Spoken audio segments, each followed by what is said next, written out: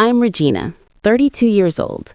3 weeks ago, at our family's Thanksgiving dinner, I stepped through the front door, balancing my grandmother's cherished pecan pie, only to find my chair had vanished from the table.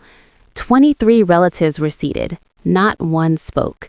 My mother met my eyes and said calmly, "There's no room for disappointments." I didn't cry. I didn't shout. I simply set an envelope on my father's plate and said, "Happy Thanksgiving. I finally understand why you've always hated me." The DNA results inside answered questions I've carried my entire life, but they also raised one far larger question, one no one in that room could face. Before I go further, if this story touches you, please like and subscribe, but only if it truly resonates. And if you're watching right now, drop a comment. Tell me where you're from and what time it is there. Now let me take you back 6 months to the day my grandmother passed. The funeral home carried the scent of lilies and fresh floor polish. I arrived an hour early, just as Grandma Ruth had always taught me. Early is on time is late. I wanted to arrange flowers, welcome guests, be useful in some small way. My mother was already there, clipboard in hand, directing the staff like a field commander. "Regina," she said without looking up, "you can stand by the entrance, greet people as they arrive." I thought I'd sit with the family. "The front row is for immediate family," she replied, "for those who were truly close to your grandmother." The words struck like an open hand. For the past 5 years, I'd spent every Sunday afternoon with Grandma Ruth. I drove her to every doctor's visit. I held her hand while the hospice nurse gently explained comfort care. "Mom," I said, "I was close to her." She finally glanced at me, her face showing neither anger nor disappointment, just a blankness, as if I were a stranger on a city bus. "Clarissa is flying in from Boston. She needs the space. You understand?" I understood. I always understood. The service was lovely. Clarissa wept gracefully in the front row, dabbing her eyes with a monogrammed handkerchief while our mother comforted her. I remained at the back, near the guest book, watching my family mourn together without me. Afterward, people offered condolences as they passed. I shook hands, received hugs from distant cousins who barely recalled my name. Then the attorney approached. Gray suit, gentle eyes, steady grip. "Miss Seaton, I'm David Morris, your grandmother's lawyer. She left something specifically for you." He hesitated. "I'll need time to confirm a few details first. I'll reach out soon." I watched him leave, questions swirling. What had Grandma Ruth set aside for me, and why did it require verification? To grasp that moment, you need to understand the last 10 years. At 22, I was a junior at State University, double majoring in English and business, on the dean's list, dreaming of law school. Then my mother received a stage 1 breast cancer diagnosis. The family meeting was short. Dad presided at the table's head. Mom sat beside him, fragile for the first time I could remember. Clarissa, 20 and pre-med, had already secured her spot in an accelerated program. "Someone needs to stay home and help your mother through treatment," Dad said. "Clarissa can't pause her studies. Medical school doesn't wait." Every face turned to me. "I'll do it," I answered, because that was who I was. I always said yes. 2 years of chemo infusions, radiation sessions, meals she couldn't taste, bathrooms I scrubbed after she was sick, nights holding back hair that soon disappeared. She recovered completely. The doctors called it a triumph. When I asked about returning to finish my degree, Dad shook his head. "You're 24 now. What's the point? Get a job, help with the bills." Clarissa finished medical school 4 years later. The celebration drew 60 guests, catered food, champagne toasts. I washed dishes until midnight. Once, searching family albums for a photo of Grandma Ruth for her birthday card, I found an entire book devoted to Clarissa's milestones, dance recitals, soccer trophies, graduations. I counted 3 pictures of myself, one baby photo, one from kindergarten, and a blurry Christmas snapshot where half my face was cropped out. I asked Grandma Ruth about it once. She took my hand and said something I didn't fully grasp then. "Your mother carries a secret, sweetheart. Until she confronts it, she'll keep punishing you instead of herself." I should have pressed her. I didn't. Some truths arrive when we're not yet ready to hear them. 3 weeks before Thanksgiving, my phone rang at 7 a.m. "Miss Seaton, David Morris, your grandmother's attorney." I bolted upright, pulse racing. "Yes?" I apologize for the delay. Your grandmother's instructions were precise. The envelope couldn't be released until 6 months after her passing. She wanted you to have time to grieve before confronting what's inside." He paused. "The waiting period ended yesterday. Everything is prepared." 6 months. Even in death, Grandma Ruth had planned with care. This was separate from the estate. The will had been read 2 months earlier. Mom received the house, Clarissa the jewelry and trust fund. I was given vintage teacups and a handwritten recipe book. This item had been kept in a private safety deposit box with strict orders. It could only be opened after her death and delivered solely to me. I met him at his office that afternoon. The envelope was thick, sealed with red wax. In Grandma's familiar script across the front, "For Regina, when you're ready to know the truth." He also left a message. He read from a small card. "Read it when you're ready to face what I couldn't tell you in life. I'm sorry it took me so long. I love you, Ruthie." My hands shook as I accepted the envelope. It felt heavy, not merely with paper, but weighted with something deeper. Secrets, answers, truths I wasn't certain I wanted. Did she say what's inside? No, only that you deserve the truth. I drove home with the envelope resting on the passenger seat like an unexploded device, waiting for the moment I dared to open it. When I reached my apartment, I slipped the envelope into my nightstand drawer. I wasn't ready, not yet. But Thanksgiving loomed, and deep down I sensed everything was about to shift. I just didn't realize how completely. 5 days before the holiday, my mother called. Unusual. We rarely spoke by phone. Texts, yes, clipped and practical. Family dinner at 6, bring a side dish. Never real conversation. "Regina." Her voice was brisk, efficient. "Thanksgiving this year is at our house, the whole family, both sides." "Okay, I'll make Grandma Ruth's pecan pie." "Clarissa has an announcement, something wonderful." A pause thick with implication. "Everyone's coming. Aunts, uncles, cousins, 20-some people. This is important." I knew what she left unsaid. "Don't embarrass us. Don't be you." "I'll be there." "Good. Arrive an hour early. Someone needs to help set the table." She hung up without goodbye. I sat holding the phone, staring at empty air. Then my gaze drifted to the nightstand drawer. The envelope waited, still sealed. What was I so afraid of? I pulled it out, turned it slowly in my hands. The red wax seal. Grandma Ruth's familiar, careful script. "When you're ready to know the truth." Was I ready now? The next day, I learned Clarissa's wonderful news. She posted it on Instagram, a photo of herself cradling her rounded belly, a cascade of heart emojis, caption reading, "Baby Ruth Satan Wells arriving any day now. 3rd trimester glow is real." My perfect sister was having a perfect baby with her perfect lawyer husband. The family would celebrate, champagne would sparkle, my mother would shed joyful tears, and I would be there, quiet, invisible, passing the mashed potatoes. Something cracked inside me, a fracture in the wall I'd built just to survive.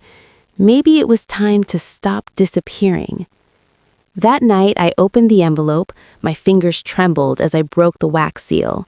Inside, a handwritten letter, 3 pages long, a folded document bearing a medical laboratory letterhead, a photocopy of what appeared to be a birth certificate, key sections blacked out with heavy marker. I read Grandma Ruth's letter first. "My darling Regina, I'm sorry. I've carried this secret for 32 years and I should have told you long ago. I was afraid of what it would do to the family, afraid of losing your mother, afraid of hurting you, but you deserve the truth. You are not Harold's biological daughter. I'd had suspicions for years. The way your mother looked at you, not with love, but with something else. Guilt, perhaps? Fear. Harold regarded you like a stranger he couldn't quite place. I told myself I was imagining it. 2 years ago, I stopped imagining. I took samples, your hairbrush from my bathroom, Harold's water glass, and sent them to a private lab. The results are enclosed. 0% probability that Harold Satan is your biological father. I confronted your mother. She begged me not to tell a soul. She cried, said if Harold learned the truth, he would leave her. She made me swear silence. I kept that promise while I lived, but I will not let you spend the rest of your life not knowing who you are. Your mother refuses to name your biological father. I tried to discover it. I couldn't. That secret she guards with her life. I'm sorry I wasn't braver. I'm sorry I allowed her to punish you for her own mistake. You never deserved any of it. I love you more than you know. Grandma Ruth. I read the DNA report 3 times. The numbers swam through tears. 0% match. 32 years of being treated like an outsider. Now I understood why. But who was my real father? I didn't sleep. I sat on the apartment floor, papers fanned around me like evidence from a long-buried crime scene. The report, the letter, the redacted birth certificate. Someone had carefully obscured the father's name. My entire life rearranged itself in an instant. The way my mother flinched from my hugs. The way my father looked through me as though I were a pane of glass he preferred closed. The way Clarissa received everything, tuition, celebrations, praise, while I gathered scraps. It wasn't random. It wasn't because I'd failed. It was because every glance at me reminded them of a lie they'd buried. I had 2 paths. Stay silent, refold the papers, return the envelope to the drawer, arrive at Thanksgiving, set the table, pass the gravy, remain the invisible disappointment, never learn who I truly am. Or speak, risk losing the family I've spent 32 years trying to earn, but finally stop apologizing for my existence. Grandma Ruth's words echoed, "You didn't deserve any of it." For 32 years, I'd believed I was defective, that if I tried harder, loved deeper, sacrificed more, one day they would love me in return. The DNA report confirmed what I'd always felt, but could never prove. The game had been rigged from the beginning. I photocopied everything, locked the originals in my safe, and slid the copies into a fresh envelope. I wasn't going to Thanksgiving for revenge. I was going for answers.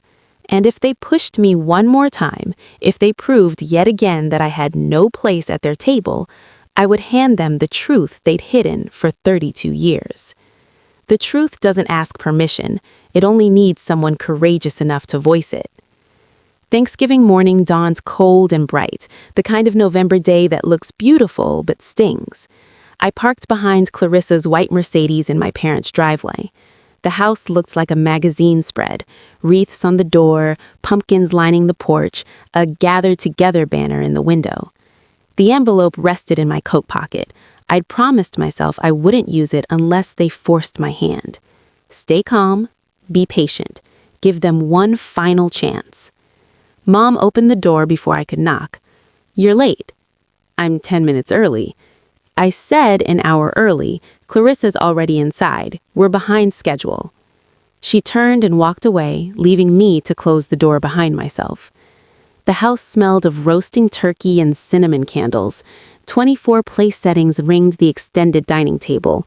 White china, crystal glasses, handwritten name cards at every seat. I circled the table once, then twice, searching. "Mom, where's my seat?" She was arranging flowers in the centerpiece, eyes averted. "We ran out of room. You'll eat in the kitchen after the main meal, after the family's finished."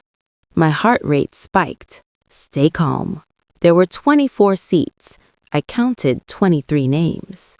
My sister appeared in the doorway, one hand resting protectively on her very pregnant belly. 8 months along, and she still moved as though she owned every inch of space she entered. "The last seat is for baby Ruth Satan Wells," she said. "We made a little card for the announcement." She smiled. "Cute, right?" I looked at the place card. Tiny letters. Baby Ruth Satan Wells, coming soon. My seat, my place at the family table, had been given to an unborn child. "You replaced me with someone who doesn't exist yet?" Clarissa's smile flickered. Don't be dramatic, it's just symbolic. The envelope in my pocket suddenly felt heavier, like lead. One more chance, I told myself. Give them one more chance. I followed my mother into the kitchen alone. The door swung shut behind us. Mom, I need to talk to you. She was basting the turkey, back turned. Not now, Regina. 32 years. I've done everything you asked. I dropped out of school to take care of you, and you can't even give me a chair? You dropped out because you couldn't hack it.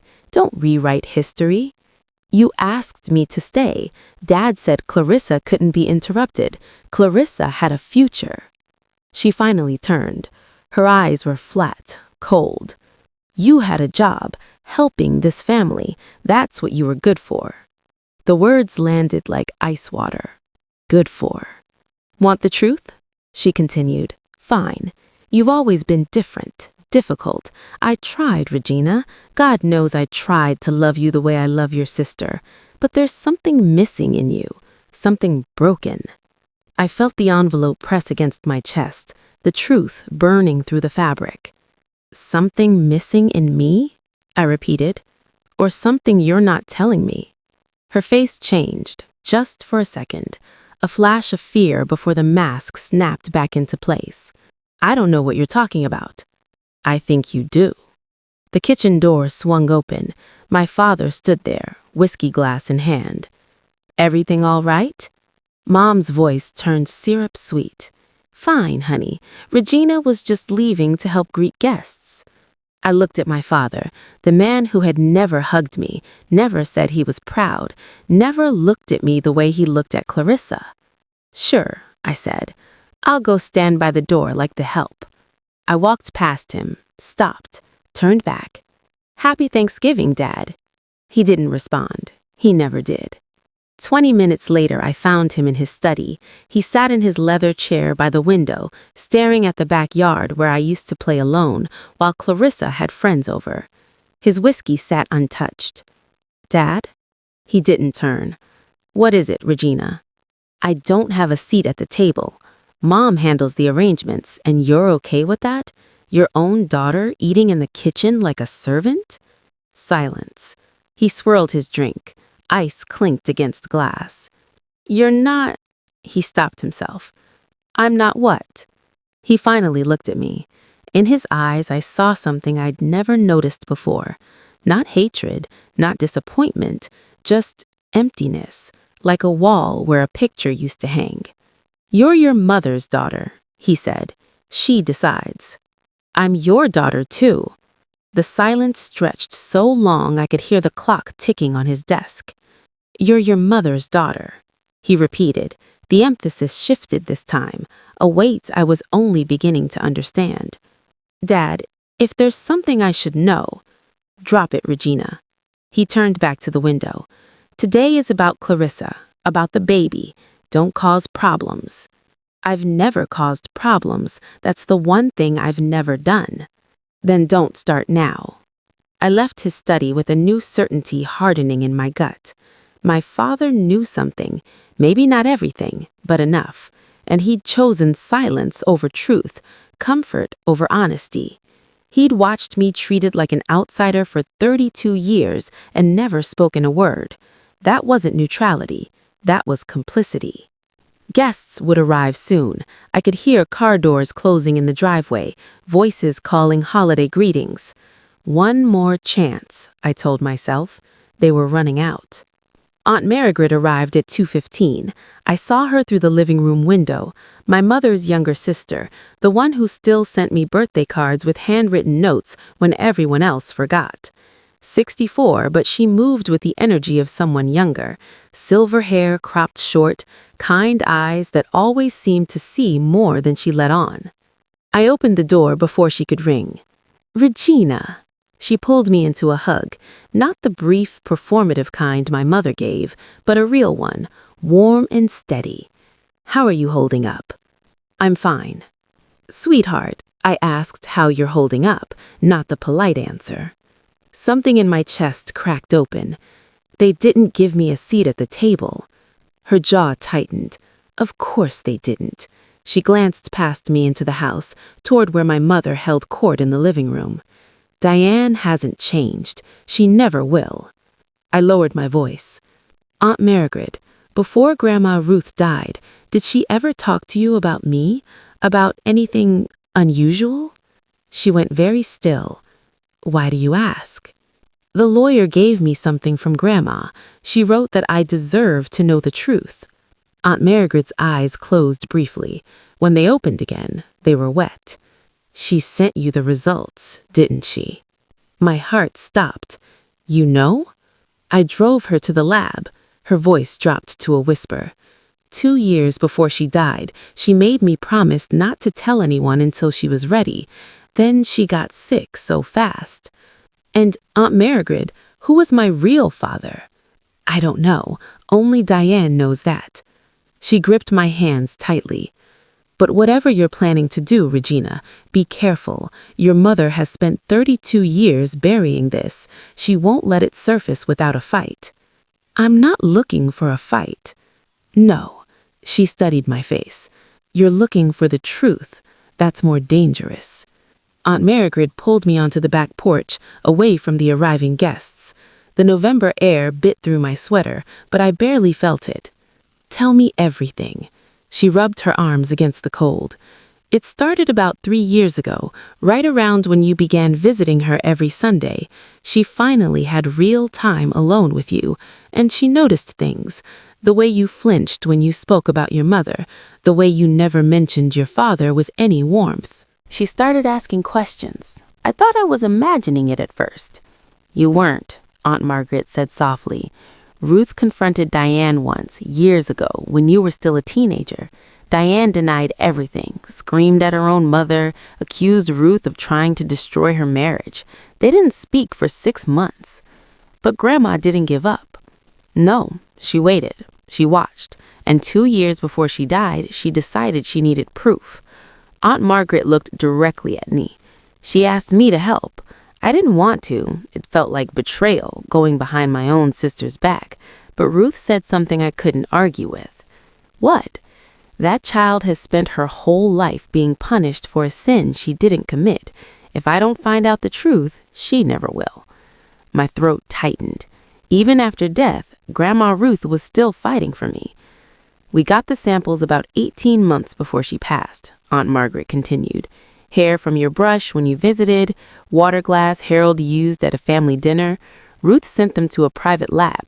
When the results came back, she wanted to tell you immediately, but then came her diagnosis and she was afraid of leaving you alone with that knowledge while she was dying.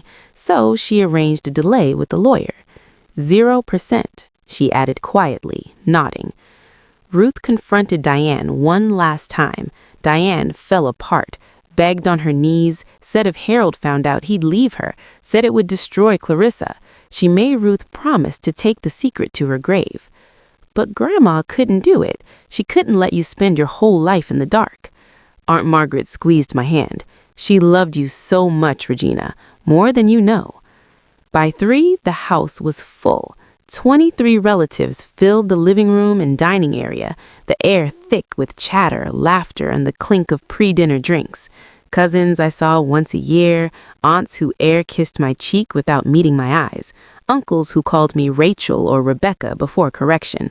I stood by the kitchen doorway, watching my family celebrate without me. My father tapped his wine glass with a fork. The room fell silent.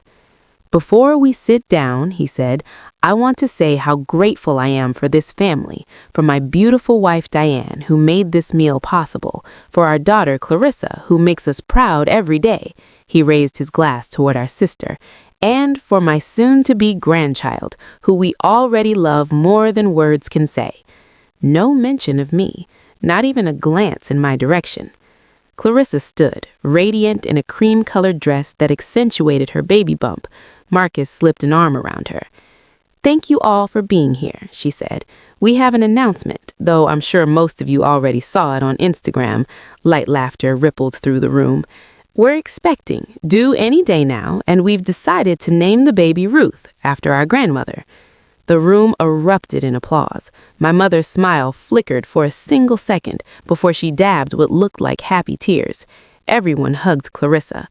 I stood frozen. They were naming the baby after Grandma Ruth. I watched my mother's face carefully. She hadn't known. Clarissa probably kept it secret to surprise her, thinking it would be sweet. The irony was thick, I could choke on it. My mother was trapped. She couldn't object without explaining why, and she couldn't explain why without revealing everything. For once, Clarissa's thoughtlessness had backed her into a corner. Aunt Margaret caught my eye across the room. Her expression said, "Not yet, be patient."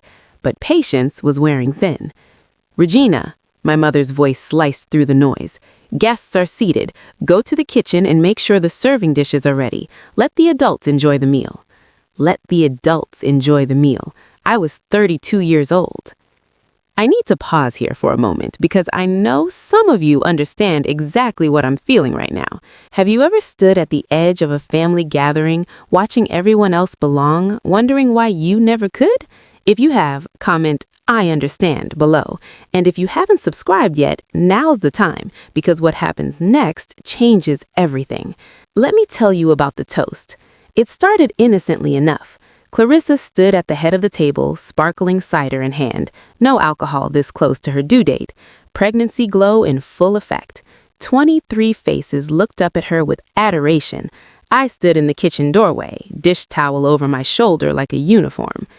"I want to thank everyone for being here," she began, "especially Mom and Dad who sacrificed so much to give me every opportunity.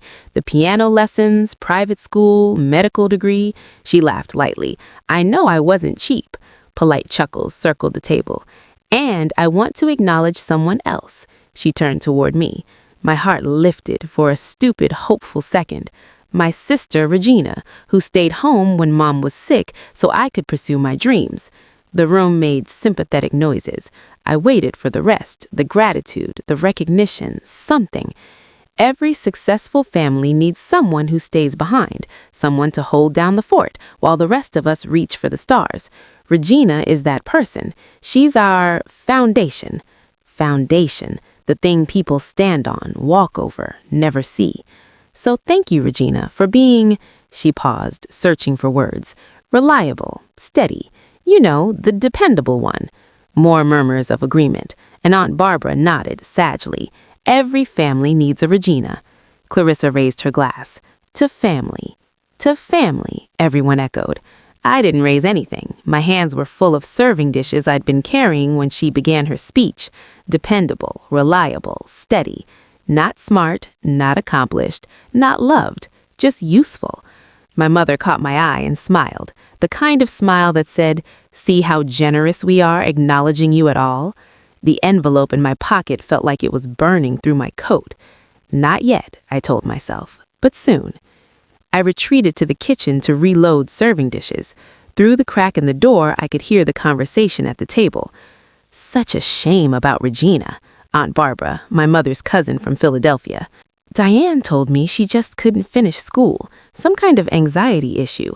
I heard it was motivation, another voice added, Uncle Thomas. Some people just aren't cut out for academics. A cousin's wife I barely knew. She's still single, isn't she? 32 and never married. Diane said she's too difficult, scares men away. My mother's voice floated above the rest, sweet as poisoned honey. I've tried to help her. God knows I've tried. But Regina has always been different. Even as a child, there was something not quite right. I used to pray she'd grow out of it. You're a saint, Diane, dealing with that for so many years. We do what we do for our children, all of them. I pressed my back against the kitchen wall, hands shaking. She'd built this narrative for decades, the disappointing daughter, the difficult one, the one who could never quite measure up. It wasn't random cruelty, it was strategy. If anyone ever questioned why she treated me differently, the answer was ready-made. Poor Diane, stuck with such a troublesome child. Poor Diane, who tried so hard, but Regina just wouldn't cooperate. The truth never stood a chance against a story that comfortable, that convenient.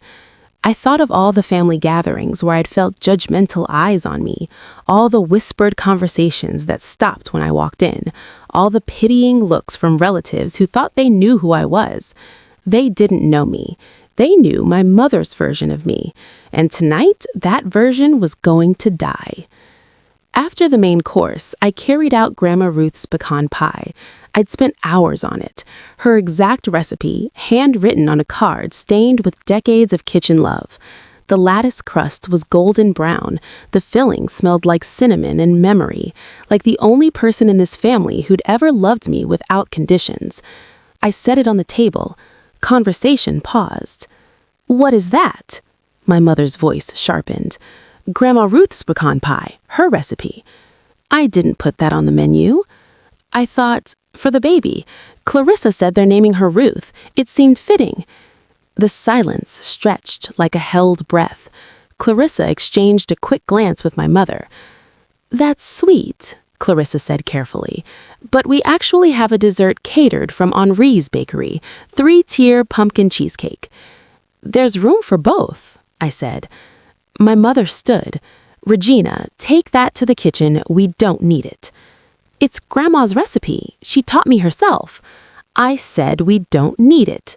Her voice rose. Heads turned. "You don't have a seat at this table. What makes you think your pie belongs here?" The words landed like a physical blow.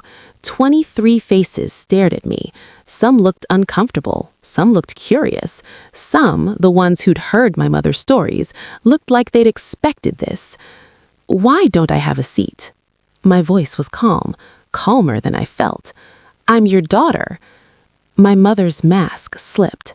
Just for a second, I saw the real her underneath.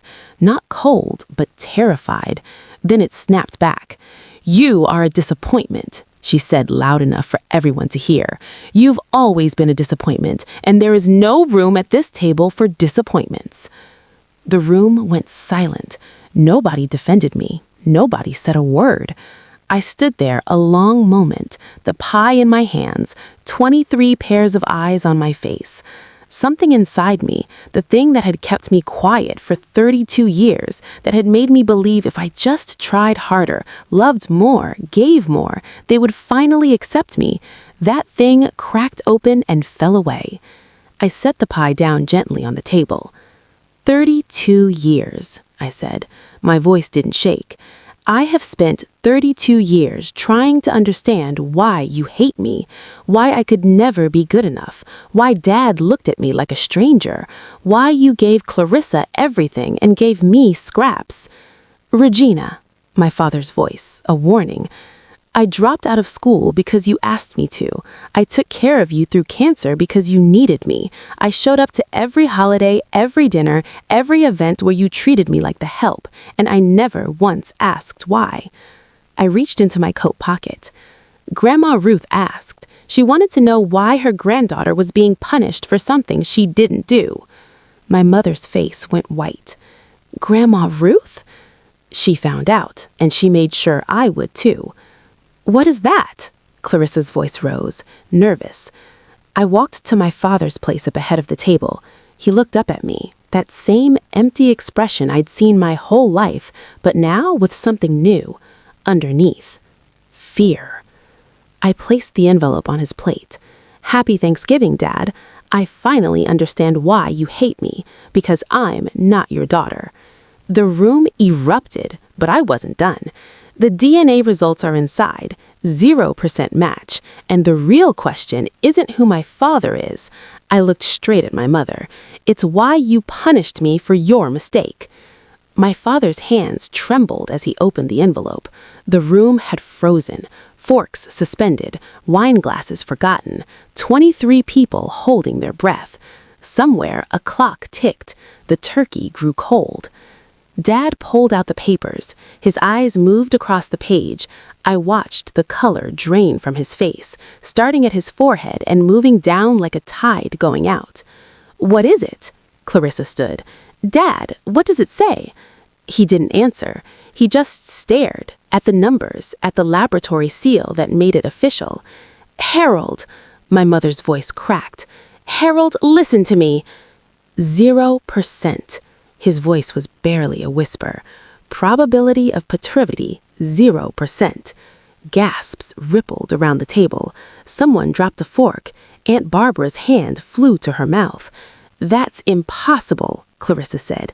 "That's a fake. Regina made it up to get attention." "The grandmother sent it through her lawyer," I said. "The laboratory records are authentic. Aunt Margaret was there when she collected the samples." Every head turned to Aunt Margaret. She sat very still, then slowly nodded. "Ruth made me promise not to say anything while she was alive, but Regina deserves the truth." "This is ridiculous." My mother slammed her palm on the table. "I am not going to sit here and listen to lies from my own daughter." "They're not lies, Diane." My father's voice was hollow. "I've known, not everything, but I suspected for years." The room went completely silent. My mother's face contorted, first shock, then fear, then something darker. The mask she'd worn for 30 decades was crumbling in real time. "I wasn't sure," Dad continued, "but I knew something was wrong. He looked at me, really looked at me for the first time. I didn't want to know." "So you chose to hate me instead," I said. He had no answer. My mother began crying. Not quiet tears, but loud, theatrical sobs, the kind crafted to draw attention and sympathy. She'd perfected this over decades. I'd seen it used on doctors, teachers, customer service reps, anyone who dared challenge her. "You don't understand." She clutched the tablecloth. "None of you understand what I went through. I was young. I made a mistake. One mistake." "A mistake you made me pay for," I said. "Every day of my life." "I tried to love you. God knows I tried." She looked around the table, searching for allies. "But every time I looked at you, I saw what I'd done. It was too hard. Don't you see? I'm the victim here." Aunt Margaret stood. Her voice was steady and cold. "Diane, you had an affair. You got pregnant. You lied to your husband and let him raise another man's child. And when that child became a daily reminder of your guilt, instead of facing it, you abused her." "I never abused anyone." "You denied her love. You denied her a place at your table. You told everyone who would listen that she was broken, difficult, a disappointment, so no one would ever believe her over you." Murmurs rippled around the table. People shifted in their seats. The cousins, aunts, and uncles who'd spent years accepting my mother's version were now seeing it differently. "That's not abuse," Clarissa protested, her voice uncertain. "That's just family dynamics." "Family dynamics?" I almost laughed. She stole my childhood, my education, my self-worth. She turned me into a ghost in my own home, and she did it on purpose. My mother's sobs grew louder, but I noticed something. Nobody comforted her. For the first time in 32 years, nobody was on her side. My father sat motionless, the DNA report still in his hands. "Dad," Clarissa's voice shook. "Dad, say something. This doesn't change anything. You're still my father. Regina is still—" "When did you know?" I cut her off, staring at him. "When did you first suspect?" He was quiet for a long time. The whole room waited. "You were 5 years old. You fell off your bike, needed stitches. The doctor mentioned your blood type. O negative. Diane and I are both A positive." He set the papers down. I looked it up. "That shouldn't be possible." "You knew since I was 5. "I didn't know. I suspected. I convinced myself there must be an explanation." He couldn't meet my eyes. "It was easier to doubt than to know for certain." "Easier for who?" My voice cracked. "For you? It wasn't easier for me." "I know." "You watched her treat me like nothing for 27 years. You never said a word. You never protected me." "I know." You let me think something was wrong with me, that I wasn't good enough, that I didn't deserve to be loved. I know. His voice broke. I'm sorry. Is that why you chose me? The question slipped out before I could stop it. When Mom got sick, you picked me to drop out, not Clarissa, because I wasn't really yours. He couldn't meet my eyes. That was answer enough. I told myself it was practical, he said quietly. Clarissa's career was more important, but deep down, yes, you protected her because she was yours. You sacrificed me because I wasn't. The honesty was brutal, but at least it was honest. 27 years since he first suspected, 32 years of my life, and only now was he telling the truth. Sorry doesn't give me back my childhood. Sorry doesn't erase the nights I cried myself to sleep wondering what I did wrong. Sorry doesn't fix anything. He looked at me, fully, and I saw tears in his eyes. Harold Seaton, who never showed emotion, who raised me with cold indifference, was crying. I don't expect forgiveness. I just wanted you to know it was never about you. It was about my own cowardice. You deserved better. I nodded slowly. Yes, I did. I turned to my mother. The crying had stopped. She sat rigid, mascara streaking her cheeks, looking suddenly older than her 58 years old. Who is my father? Don't, she whispered. Regina, please. You owe me this. After everything, tell me who he is. I can't. Can't or won't. Her jaw tightened. That flash of steel I knew so well. The Diane Seaton who always got her way, who controlled every narrative, who never lost a battle. I will take that secret to my grave. Why? I stepped closer. Is he someone I know? Someone in this room? Murmurs rippled through the guests. People glanced at each other nervously. Don't be ridiculous. But her voice wavered. Is he alive? Does he know I exist? Enough. She slammed her hands on the table. I made a mistake 33 years ago. I have paid for it every single day since. I will not drag another person into this disaster. Another person. I caught the word. You mean him. You're protecting him. I'm protecting everyone. You're protecting yourself. You always have. Aunt Margaret spoke up. Diane, the girl deserves to know who her father is. Stay out of this, Margaret. You've done enough damage. I studied my mother's face. The fear, the defiance, the desperation. She wasn't just hiding a name. She was hiding something bigger.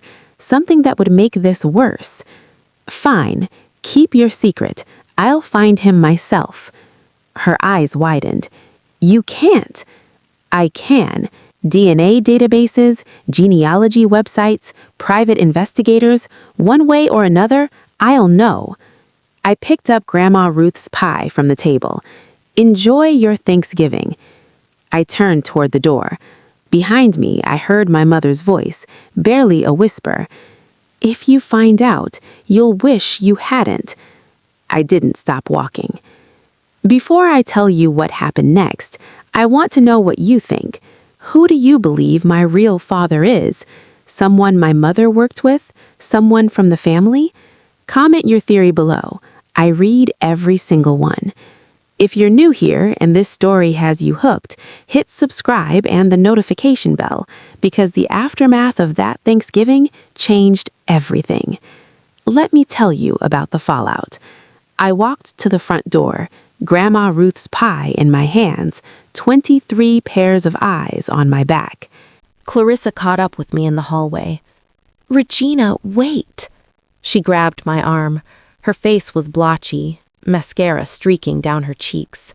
You can't just leave. You've destroyed everything. Did you hear what I said in there about the DNA? Her voice cracked. I heard, but that doesn't... you're still my sister, right? We grew up together. Mom is still your mom." For a moment, I saw something genuine flicker in her eyes. Fear. The same fear I'd carried my whole life. The terror of not belonging. Then it hardened into something sharper. "This was supposed to be my day," she said. "My special day. And you made it about you." I stopped, turned. My sister's perfect face was flushed, panicked, mascara threatening to run further. "What exactly did I destroy, Clarissa?" "Thanksgiving, Mom and Dad's marriage, my pregnancy announcement." Her voice rose. "This was supposed to be my day, and you turned it into—" I looked at her, really looked, for the first time in years. The golden child, the perfect daughter, the one who received everything I was denied. "You've had 32 years of special days," I said quietly. "Every birthday party bigger than mine, every achievement celebrated while mine went unnoticed, every time Mom looked at you with love and looked at me with nothing. That's not my fault." "No, it's not." I pulled my arm free. "But you enjoyed it. You never once questioned why I was treated differently. You never stood up for me. You just accepted that you deserved more." Her mouth opened, closed. No words came. "I'm not angry at you, Clarissa. I'm just done pretending we're sisters in any way that matters. We share a mother. We share a woman who loved you and resented me. That's not the same thing." I opened the front door. Cold November air rushed in. "Regina," her voice was small now, "will I ever see you again?" I considered the question. 32 years of being her shadow, her backdrop, her foil. "Maybe when you're ready to see me as a person instead of a prop." I stepped out into the cold. The door closed behind me. I didn't look back. I was halfway to my car when I heard footsteps. Aunt Margaret caught up, slightly breathless, coat unbuttoned. "Regina, wait, please." I stopped, but didn't turn. My hands shook. Cold or adrenaline, I couldn't tell. "You don't have to go through this alone." She stepped around to face me, her kind eyes wet with tears. "Ruth would be so proud of you, standing up like that, telling the truth." I'm not sure proud is the right word. I just blew up my entire family. "No, sweetheart. Your mother blew it up 32 years ago. You just showed everyone the wreckage she'd been hiding." She pulled me into a hug, and something inside me broke. I cried, really cried, for the first time that night. For the grandmother who loved me, for the childhood I never had, for the truth that hurt as much as it healed. "What do I do now?" I whispered. Aunt Margaret pulled back and reached into her coat pocket. She handed me a folded piece of paper. "Ruth wanted you to have this. She was going to give it to you herself, but she ran out of time." I unfolded it. A name, an address, a phone number. "What is this?" "A private investigator who specializes in genealogical searches. Ruth had already started the process of finding your biological father." She paused. She narrowed it down to 3 possibilities before she got too sick to continue. 3? "One died in 2015, one lives in Europe," she pointed to the address, "and one lives 20 minutes from here." My heart stopped. 20 minutes. "He doesn't know about you," Aunt Margaret said softly. "But if you want to find out who he is, this woman can help." I clutched the paper like a lifeline. I drove for an hour before I realized I wasn't heading home. The highway stretched dark and empty. Other families were inside, warm, eating leftover pie, watching football, doing normal Thanksgiving things. I was driving through the night with a piece of paper burning a hole in my pocket and Grandma Ruth's pie slowly cooling on the passenger seat. I pulled over at a rest stop near the state line. The parking lot was empty except for a few long-haul trucks. I turned off the engine and sat in the silence. My whole life I'd waited for my parents to explain why they didn't love me. I'd tried everything, being perfect, being invisible, being useful. Nothing worked. Now I knew it never could have. I wasn't their failure. I was their secret, their shame. Every time they looked at me, they saw the lie at the center of their marriage. I pulled out my phone and stared at the number on the paper. The investigator, the trail to my biological father. Part of me wanted to call right then, drive to his house, knock on his door. Another part was terrified. What if he was worse than Harold? What if he knew about me and didn't care? What if finding him just gave me another father who didn't want me? I looked up through the windshield. The stars were bright out here, far from city lights. "Grandma," I whispered, "what do I do?" The wind picked up, rocking the car gently. I thought of what she'd written in her letter. "You deserve to know who you are." Maybe that was the answer. Not what I would find, but who I would become in the searching. I turned the car back on. I still didn't know where I was going, but for the first time, I was the one driving. 1 week after Thanksgiving, my phone buzzed with a text from Aunt Margaret. "Your father filed for divorce this morning. Thought you should know." I stared at the message for a long time. 35 years of marriage ended with a courthouse filing. Over the next few days, the updates trickled in. Harold had moved into a hotel downtown. He'd hired a good lawyer. Diane was claiming the DNA test was inadmissible, that I'd fabricated it for attention, that she was the victim of a coordinated attack. Nobody was buying it. "The family is splitting," Aunt Margaret told me over coffee that Saturday. "Barbara called to apologize for all the things she said about you over the years, said she feels sick about it. Thomas wants to have lunch with you, says he judged you unfairly." "Now they believe me," I said. "Now they can't pretend they don't." She stirred her coffee. "Your mother called me 17 times yesterday," Aunt Margaret said. "She's losing the narrative, and she doesn't know how to function without it." My phone buzzed again. Clarissa, her 7th call this week. I let it go to voicemail, then read the transcript. "Regina, please call me back. I'm 8 weeks pregnant and my parents are getting divorced and you won't talk to me. This stress isn't good for the baby. Whatever I did, I'm sorry, okay? Just please." I deleted it. "That's cold," Aunt Margaret observed. "She's not sorry for what she did. She's sorry she's uncomfortable." I slipped my phone away. "There's a difference." "There is." Aunt Margaret nodded slowly. "What about Harold? He called the bookshop looking for you."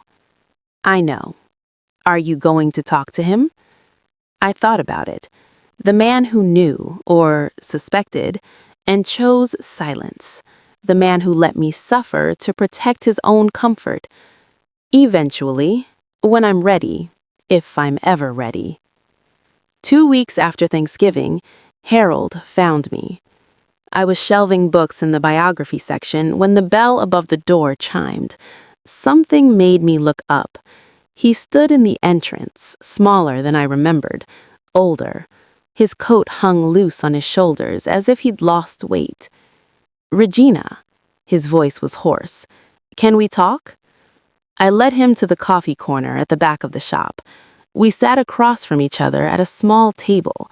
2 people who'd lived in the same house for 18 years and never really known each other. "I'm not going to make excuses," he began. What I didn't do, was wrong."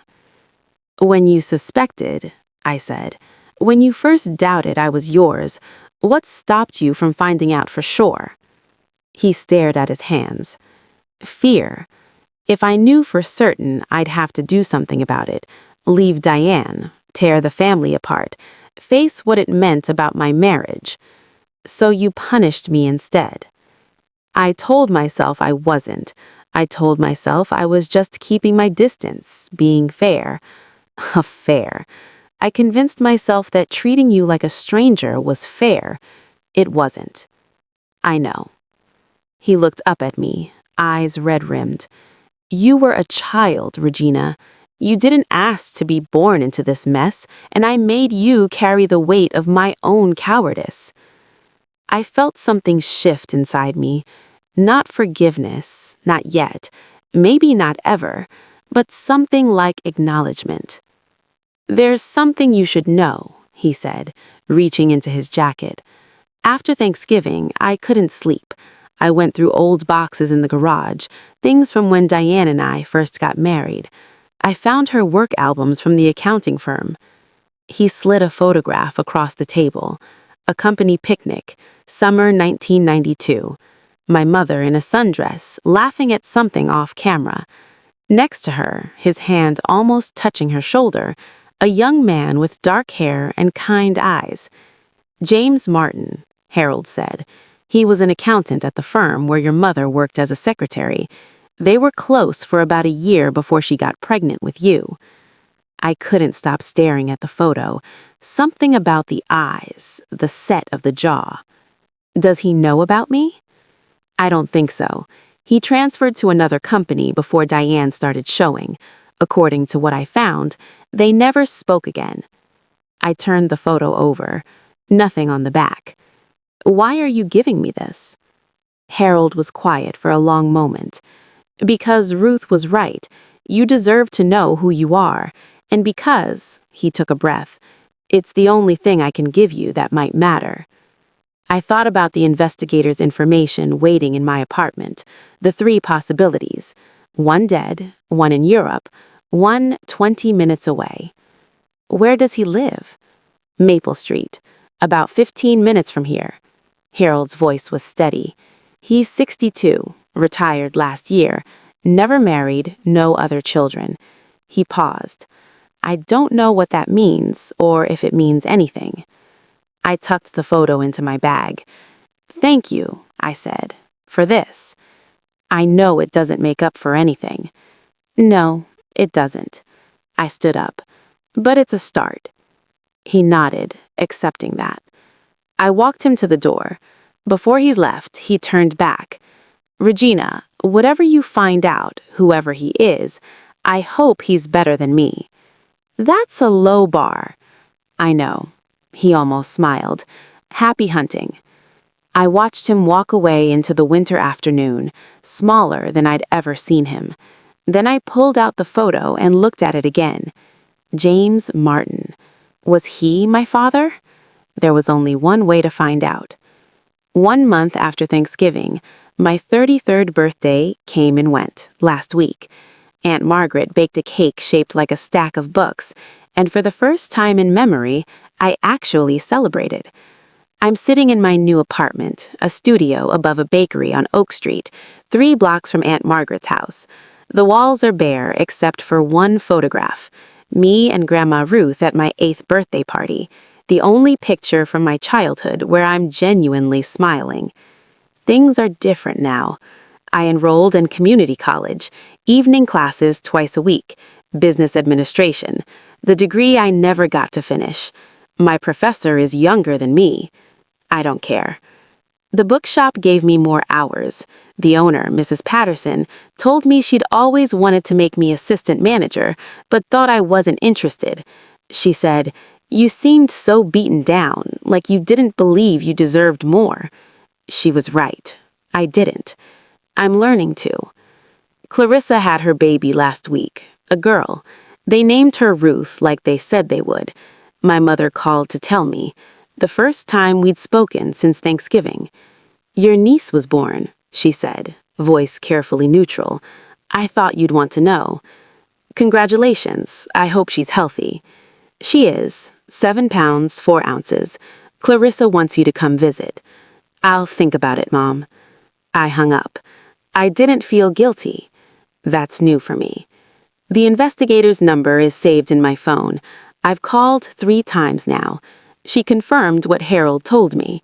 James Martin, 62, lives on Maple Street.